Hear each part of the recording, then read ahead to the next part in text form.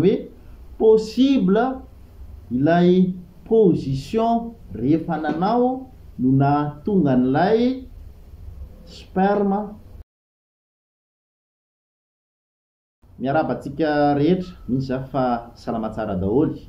Tandroany dia nisy publication niparitaka fa nisy ilay anankiray ono nanjifa mpivaritena ka mikikika mafy be ilay ramatoa satria zavatra miloko menamena ono nivoaka tao filahin'ilay razoky rehefa tonga ny anazy. Nisy aza ny exagéré mihitsy fa namoaka raha ono ny filahin'ilay razoky. Zao ny tsara ho fantatsika mpanaraka ny pejy. Ny hémospermie na izay présence du sang na hoe fisian'ny raha ao anatin'ny sperma izay dia zavatra matety piseho. Zany hoe tsy vao ilay razoky nanjifa makorela zay ihany no tratran'ilay izy fa efa nisy olona maromaro tratran'izy io maneran-tany. Ahoana moa ny fomba mahatonga an'izay zavatra izay? Andeha ho azavaiko amintsika ny atao hoe sperme, hoe inona ny sperme satria be dia be amintsika tsy mahafantatra azy. Ny heverin'ny ankamaroazan'ny olona dia ilay tsirinaina lay no heveriny fa sperme. Tsy izany anefa no sperme fa misy zavatra maromaro mandrakotra azy io, dia anisan'izany tsirinaina na hoe ny spermatozoïde izay avy any amin'ny partie distale ny épididyme. Eo ihany koa ny liquide izay avy any amin'ny vésicule séminale, ny avy any amin'ny prostate, ny avy any amin'ny glande de Cowper ary ny avy any amin'ny glande bulbo-urétrale. Zany hoe zavatra rehetrarehetra zany liquide avy amin'izany zavatra rehetrarehetra ny tanysaiko teo zany no micomposé an'ilay sperme. Ka izay lésion rehetrarehetra mahakasika an'ireo zavatra ny tanysaiko ireo, zany hoe épididyme, ny vésicule séminale, ny glande de Cowper, ny prostate, ny glande bulbo-urétrale dia miteraka izay fisian-ra ao anatin'ny sperma izay. Inona ny antony mety hahatonga an'izany rehetrarehetra izany?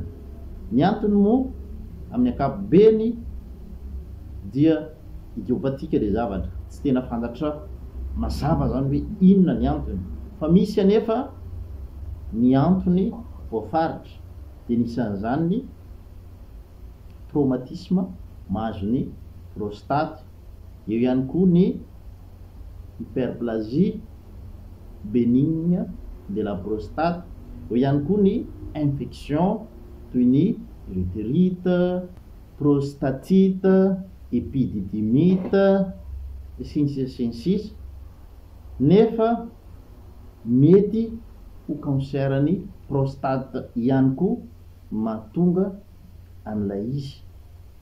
Ka zao ny zavatra tsara fantatra voalohany. Raha ohatra ka tovolahy mihoatra ny 5-telopolo taona nitratra an'izay hémospermie na hoe sperme misy raha izay, dia tsara raha toka mandeha mijery mpitsabo, surtout raha toka verimberina foana le izy, zany hoe fa plus d'un mois zany isaky ny manao ianao dia misy raha foana ny sperme mivoaka. Zay tsara ho fantatra voalohany. Izao ihany koa mety hahatonga ny sperme hisy raha dia ny traumatisme azo rehefa manao, zany hoe possible ilay position rehefa nanao no nahatonga an'ilay sperme miloko menamena na hoe misy raha, ka mila safidiana ihany koa ny position rehefa manao satria be dia be ny olona lay